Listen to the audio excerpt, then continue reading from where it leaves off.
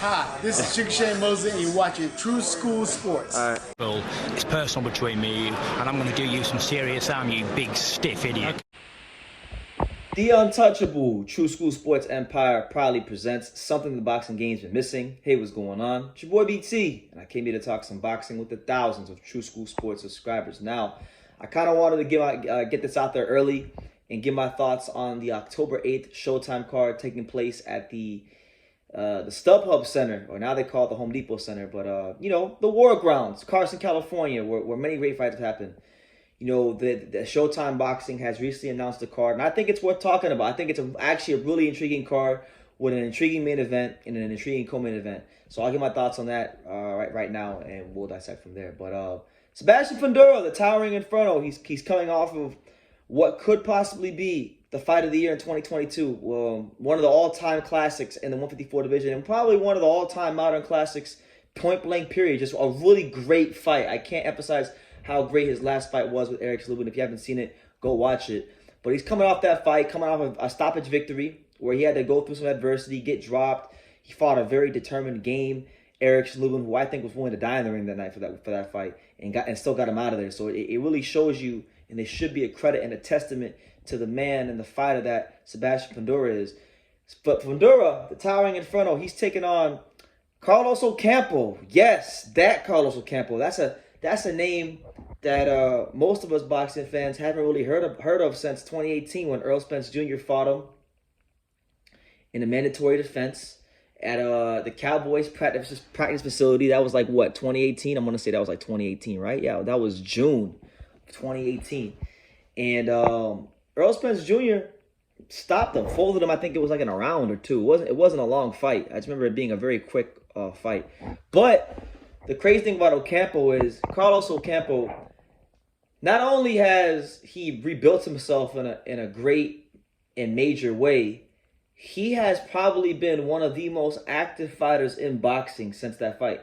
I mean, for Christ's sakes, Carlos Ocampo, he's got 35 fights in his career now, but since that fight, in June of 2018, he has fought 12 times. So we're talking about he fought after the Spence fight. He fought what?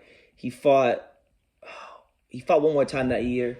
And then pretty much since from 2019, 2020, and 2021, the dude's fought like 4 times on a regular. He's in that time, he's what? 11-0 with 12-0 with 11 knockouts. So he's built himself up in a nice way.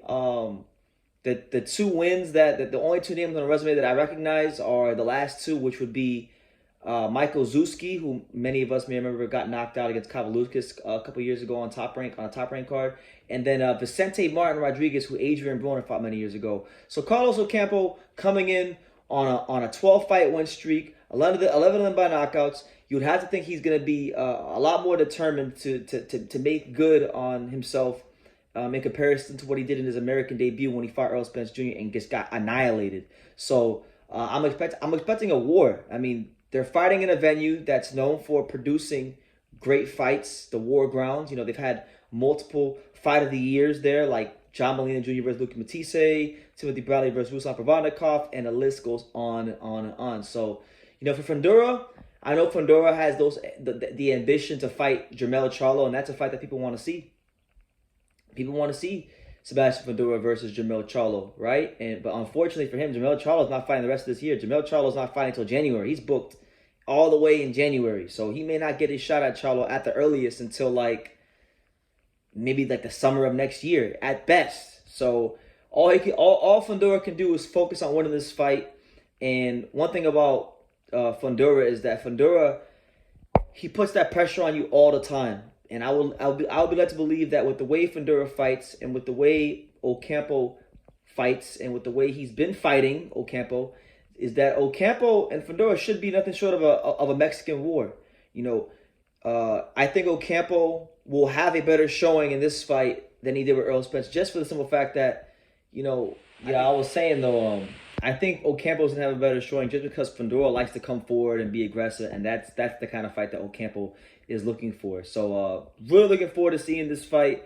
I'll be rooting for Sebastian Fundora because I recently found out, shout out to Fundora, because I know Fundora was born in South Florida, but I know he then he moved to California. But I recently found out through some of my old trainers at Canino's Boxing Gym in Dania that Sebastian Fundora, actually, when he was a kid, he used to train in Dania Beach a lot. He used to train in my hometown, in my home gym, in the Canino's Boxing Gym. So that kind of makes me like Sebastian Fundora. Not kind of, it really makes me like Sebastian Fundora a lot more, just knowing that fact that a big part of his time as a kid was spent training at a place that I boxed at. So it's pretty cool. But yeah, looking forward to seeing the Towering Inferno fight. So that's the main event. The co-main event is going to be an intriguing one because you're going to have two guys that have performed well in losses. In some cases, these guys have been robbed. So, for example, you're going to have Kavaliaskas, the Mean Machine, coming back with a vengeance. Coming off of back-to-back losses against, Terrence Crawford, where he got stopped, against Virgil Ortiz, where he got stopped. But also, there were also fights where he showed some great resistance to those two top fighters in the weight class. Kavaliaskas didn't get credited for a knockdown in either fight, but people think that in both fights, he dropped both Crawford and Virgil Ortiz. So, we know Kavaliaskas can punch. We know that he's an Olympian, and he's taking on Mykal Fox, the same Mykal Fox that just last year he had and suffered one of the worst and most egregious robberies in boxing when he fought Gabriel Maestre, the Venezuelan Olympian, and he was the B-side, and he pretty much outboxed the guy. He outboxed him, and he should have won the fight, and they didn't give it to him, and there was like a whole controversy and like a scandal with the judges and stuff. It was really bad what happened to him, but good matchup, because Mykal Fox is long, he's rangy, he's very good at disrupting the tempo and timing of his opponents, and that's going to be key for him because Kavaliaskas is a guy that likes to plant his feet, explode, be a dangerous, hard puncher coming forward. So it's going to be the bull versus the matador type of situation. Both guys desperately need a win to maintain relevancy in the welterweight division. And yeah, I like this fight. I like this fight because, I feel like Kavaliaskas comes to fight. I feel like Mykal Fox has to have the psyche of a desperate fighter coming in due to the fact that he was screwed over and wrong in the last fight against Maestre. So I'm expecting a good fight, and I'm expecting both guys to try to fight to their strengths as best as possible. So I like that fight a lot. But that's what it is. That's the October 8th card out there in Carson, California. I've never gone to Carson, California for a card. So maybe, just maybe, this might be the card where BT finally goes and attends a fight at the War Grounds, because I've never gone there. I've had many friends fight there. Some of my closest friends in boxing who are professionals have fought there. In some cases headlined. So I want to go, and I want to experience what boxing is like over there. But yeah, should be fun.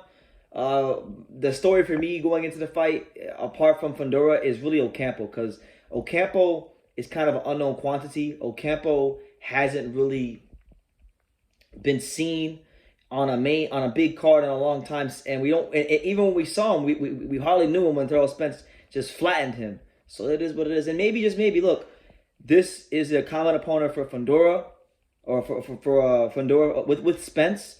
We know that Spence isn't going to be at welterweight much longer. Could this be PBC kind of trying to see what Fundora has against a common opponent that Spence fought, who's on a winning streak, and is PBC maybe angling for an Errol Spence Sebastian Fundora fight in the future? I don't know. Maybe they are, maybe they aren't, but it's something to think about and consider. But yeah, that's the news. October the 8th. Sebastian Fundora versus Carlos Ocampo. Kavaliaskas versus Mykal Fox on the undercard in the co-main event. Leave your comments down below. Any thoughts, comments, concerns, questions about this fight, leave them down below.